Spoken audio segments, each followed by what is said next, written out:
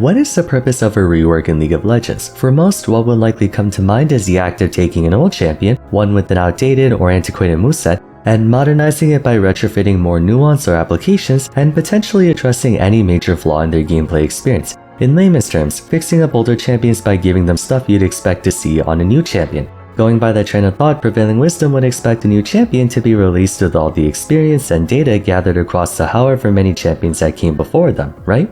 For the most part, thankfully, that is true. Most new releases join the cast with a complete and comprehensive kit that, barring minor balance adjustments, should be ready and able to hit the rift and make an impact. On rare occasions, however, even new champions run the risk of being dead on arrival, causing Riot to have to rethink their approach with them and thereby issue a new kit, kind of like what happened with Rell. While they might not require a visual update, seeing as they already had the modern visuals and animations, a gameplay update might be necessitated, with no one demonstrating this more saliently than Naafiri. For today's episode of the Rework Retrospective, we'll be discussing Naafiri and what exactly was so bad about her initial toolkit that forced Riot to give her a pretty major gameplay overhaul not too long after she came out. As a member of one of the most intriguing and feared races in League's mythos, the Darkins, Naafiri had quite a few expectations to meet. The last Darkin to be released before her was Rust all the way back in 2016, and the faction as a whole has been largely undeveloped. But while there were only two true Darkins, Aatrox and Rust, the gameplay experience meant to be shared across all Darkin champions was extremely pronounced. There are three goals every Darkin champion must adhere to. 1. Constant pressure. One of the hallmark aspects of a Darkin is their ability to remain a persistent threat for as long as they're alive. Their high sustained damage output and often ramping pressure makes it so the longer it takes for your team to kill them, the more catastrophic the consequences will be. I'm sure everyone can recall anecdotally the struggles of trying to shut down an Aatrox, Rust, or Zahen who seem to get stronger and stronger as the fight goes on. 2. Battle healing. Every Darkin should have some semblance of combat sustain, further contributing to the aforementioned factor of constant pressure. Some Darkins are more drain tanky than others, but the narrative fantasy behind Darkins obviously calls to them basically consuming those they kill to grow stronger. Further, Darkins are also notoriously resistant, typically being much more durable than other members of their class would have you believe. 3. Tank busting. Darkin champions by nature are quite good at breaking through all manner of foes, no matter how bulky they are. You'll often find an aspect of percent health damage and/or armor penetration. Not to say all of them are expert tank busters, but for example Vars and Rust carry some of the highest percent health damage out of any champion in the game. Even if they have neither, Darkins overall excel at blasting through even the most durable champions by way of their sustained damage output. Those three qualities are meant to serve as a framework of a Darkin champion, and while they don't necessarily have to be followed religiously, so long as the champion in question vaguely subscribes to them, then they feel like a Darkin champion. Therein lies the issue with old Naafiri. The premise of Naafiri was pressure through pack size, quite literally overwhelming opponents through sheer numbers by swarming them the way a pack of wolves do. Just from that alone, she would already meet the constant pressure criteria, but the way they tried to deliver on it missed the mark by a lot. Aatrox and Rust were members of the Juggernaut and Skirmisher class respectively and were slightly complex to play, the former in particular. Meanwhile, Naafiri was intended to be an assassin, famously one of the most skill-intensive classes in the game. However, unlike other assassins, Riot's idea behind Naafiri was to make her a more beginner-friendly assassin with easy-to-understand gameplay while still capturing the feel of playing an assassin. Looking through her abilities at a surface level, you can kinda see what they were going for, but let me explain why it just didn't work. To begin with, let's go through the abilities that didn't get changed. Darkin Daggers, or Q, is her main damaging tool and exactly the kind of thing you'd expect to see on an assassin. The class intrinsically must be melee in order to be bounced, since one of if not the main form of counterplay against them is being mindful of their threat range. However, with the main target of assassins being primarily ranged champions in that they would most certainly lose in head-on confrontation against members of either the fighter or skirmisher class, assassins must have a way to apply pressure without fully exposing themselves. Hence why Naafiri, and by extension all assassins, have one ability that can be used to attack from a distance. Zed Q, Akali Q, Diana Q, Echo Q, Katarina Q, Talon W, so on and so forth. Darkin Daggers also helped in providing Naafiri a way to sick her dogs onto a target of her choosing without having to explicitly be in melee range to do so. Lastly, landing both of them would give her easy wave clear, but most importantly, recover health if she tagged a champion, altogether being a very solid ability, albeit kind of overpowered at times on account of how strong of a neutral tool it was. Now, for Eviscerate, very simple ability. Assassins need mobility, and with her E, Naafiri had a way to gap close onto enemies or traverse through terrain quickly. As an ancillary component, it would also be a way for her to return her dogs back to her, thus her Q and E presented a way for you to send out and recall her packmates. The simplicity of the ability in that it's basically a garden variety dash attack belies how integral it is in establishing full control over her passive. Yorick wishes he could manipulate his ghouls the same way. All that is to say, Naafiri's Q and E were fairly well made and the kinds of tools you'd expect an assassin to have. They weren't the issue. The real issue in Naafiri was how freely she played, namely in that there was no freedom in how to play her. The central motivation behind playing a Slayer champion is how fluid and liberating they feel to play. High damage, high mobility, and tons of outplay potential, giving the class arguably the most agency out of any other. This led to a paradox of sorts where they tried to make a simplistic champion from a class inherently meant to be complex. Assassins cannot be linear by design because the whole notion of an assassin is to be cunning, tactical, and strategic, not brute forcing your way through a situation. That's what separates an assassin from a diver. Divers charge in headfirst and rely on their innate durability to fight their way out of a situation. Assassins don't have that durability, so they have to try to find different angles to attack and defend. The problem with Naafiri was that her initial iteration basically forced her to play like a diver despite being woefully unequipped to do so. Naafiri's W was Hound's Pursuit. After channeling for a brief moment, she and her dogs will lunge after the target champion and stop on the first enemy champion hit before damaging them for each packmate that came along for the ride. The thought of an assassin having a long-range gap closer may have sounded terrifying until you realize what I actually said just now. Naafiri stops on the first enemy champion hit, not the champion she targets, meaning if there was someone standing between her and the person she actually wanted to dash onto, they would intercept her dash, exactly like a Caitlyn ultimate.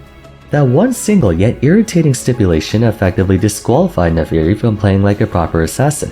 The whole reason why assassins are so feared is due to their target access capability. They can quickly gap close onto you even if your team is standing within arm's reach of you and nuke you damn near instantly. Keyword instantly. Imagine if Rengar's jump had a 0.75 second cast time to it, he would immediately become the worst assassin in the game.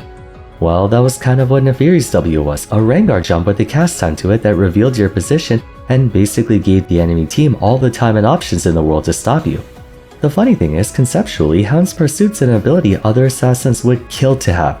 A point-and-click dash of up to 940 units of range on a basic ability is the stuff of dreams. But after factoring in the channel time and that her dash could literally get body blocked, it went from one of the best dash abilities an assassin could have to one of the worst. One or the other would be fine. Both made this ability functionally terrible for an assassin.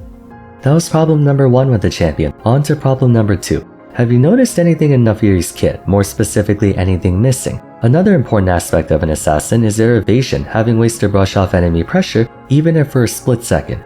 What they lack in traditional defense, they make up for with strategic utility, most commonly represented by either stealth, untargetability, or being able to escape as quickly as they engage.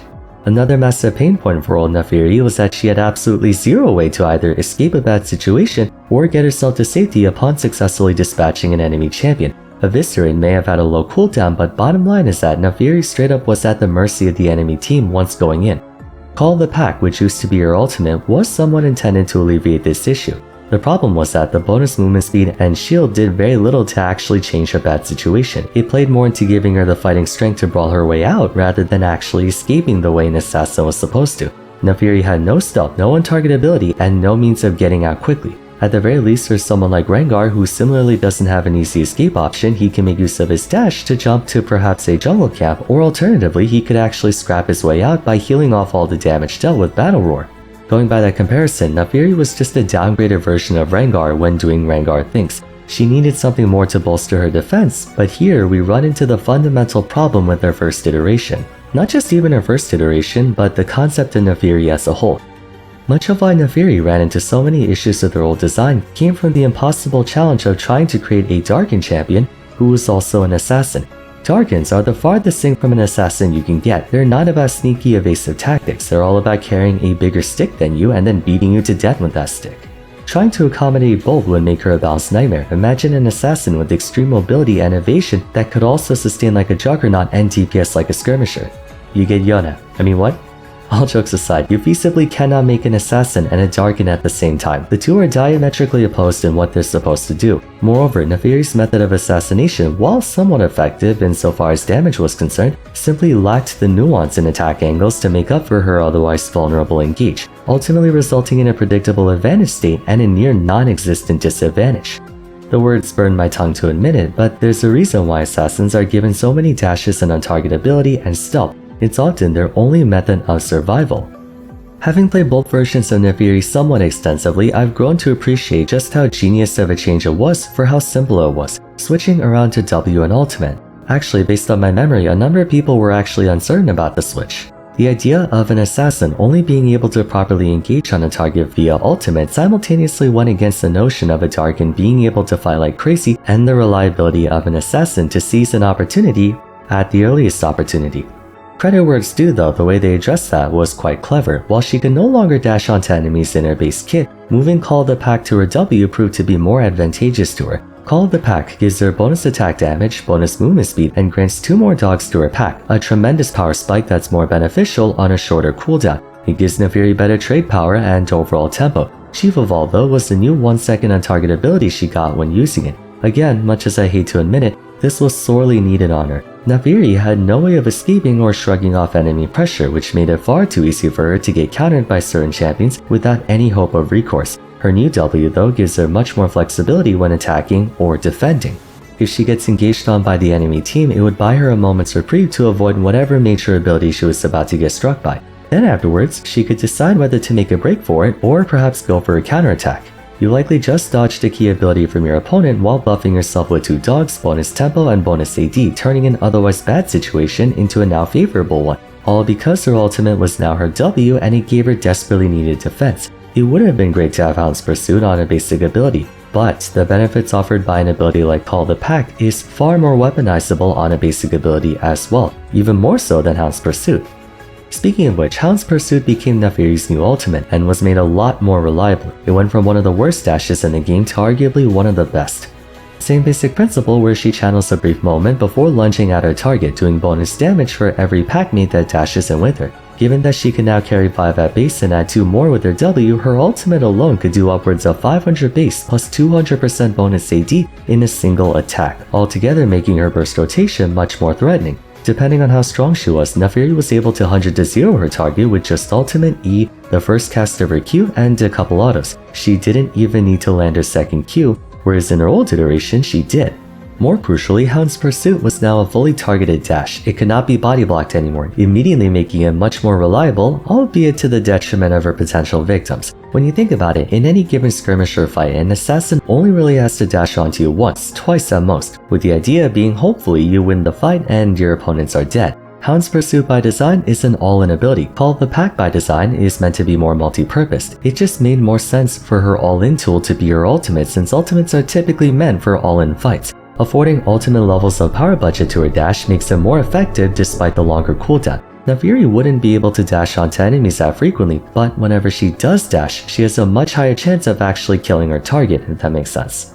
Secondly though, as a means of both playing into her capacity to fight like a Darkin and escape as quickly as she got in, Hound's Pursuit would be allowed to reset once upon scoring a takedown, letting you recast it again and giving you the shield her old ultimate used to have. With this, Naafiri could dash onto a target, clear them out, and then potentially lock onto an enemy champion far away from the fight to dash onto them and kill them too, which could have the supplementary benefit of also doubling as her escape from the fight. Altogether, it feels so much better to use her new Hound's Pursuit compared to her old one, because the old one never gave you that option. In short, despite having more or less the same exact abilities before and after, old Naafiri didn't work because the distribution of her power budget severely restricted what you could do with her. Hound's Pursuit and Call of the Pack were fine abilities in a vacuum, but the way they were implemented in Naafiri's kit was kind of a cart before the horse situation, incorrect prioritization. After all, what good was giving her a long-range dash on a basic ability if she couldn't kill her target, right? It would be identical to hypothetically swapping Zed's Living Shadow with Deathmark, making Living Shadow the ultimate and Deathmark the W, and then not letting Deathmark spawn a Shadow. Zed would feel infinitely worse to play than he is now, both in versatility and efficiency.